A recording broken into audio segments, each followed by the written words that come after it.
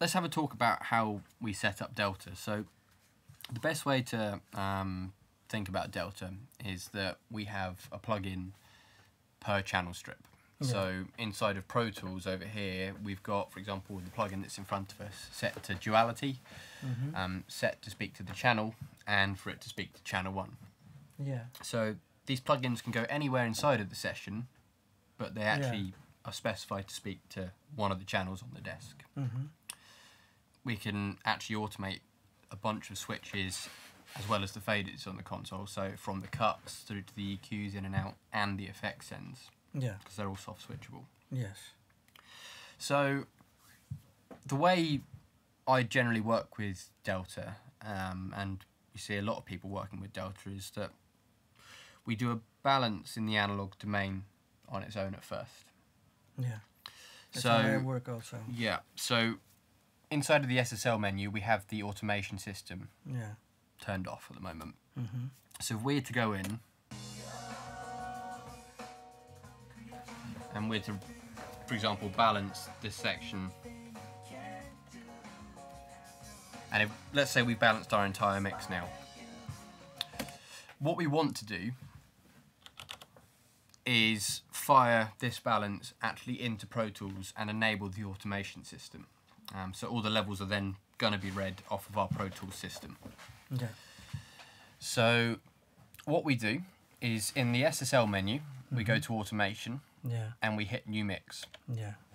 And this is going to push our fader values into the Pro Tools, into the plugin. Wherever you were. Exactly, yeah.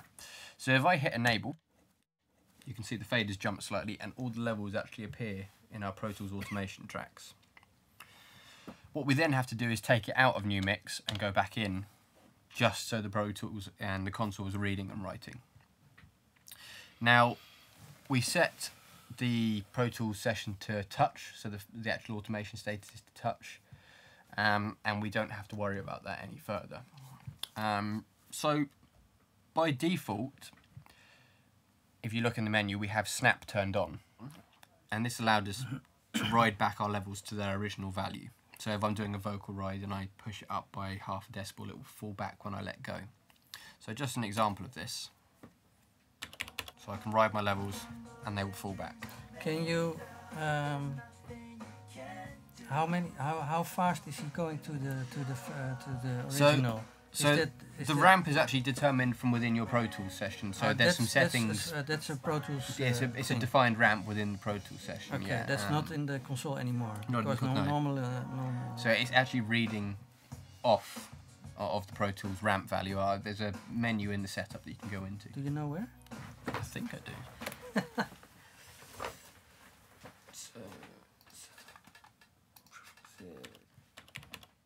Click now. And that should.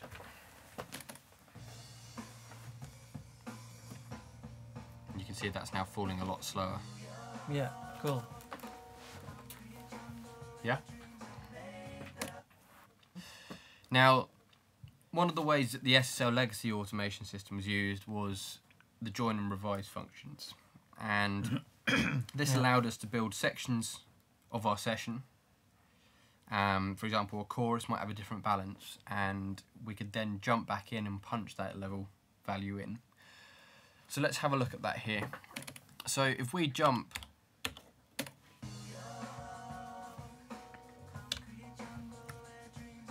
so we're in our chorus at the moment, and here we might, for example, want a bit more punch on the kick and on the kit. And we can see in Pro Tools that these rides are actually falling into the session. Yeah. If I stop this now and jump back to the beginning of that chorus, using the join function, we can punch those levels in. So what the join function does is it remembers the fader's last positions when we stop the session. Okay. So it remembers their final position. And we can then punch those in using the join at any point in the session. Now, we've also included a trim inside of the console as well, so we can place one of the faders into trim on top of our passes. So if I've built a drum mix and I like the balance changes, but I want to do a few rides, for example, on a kick drum, Yeah, yeah, yeah. I can go down here. And the LED is going green? The LED is going green, that's correct, yes. So if I drop into trim on the menu, you'll see it flashing here. Yeah, I use always these buttons. Yeah, I'm used to using these from ADLPS as well. I'll go backwards and forwards. Yeah. You will see that fader has jumped up and is now flashing green. Yeah. Just to show you on screen, if I hit it on the kick drum, you see the fader turns gold on screen. So if I come out, that's our normal. Ah, yeah, that's where we are. And that's our trim level. That's the trim level. Yeah. It shows the trim level. That's correct. So we can now do a pass in that trim.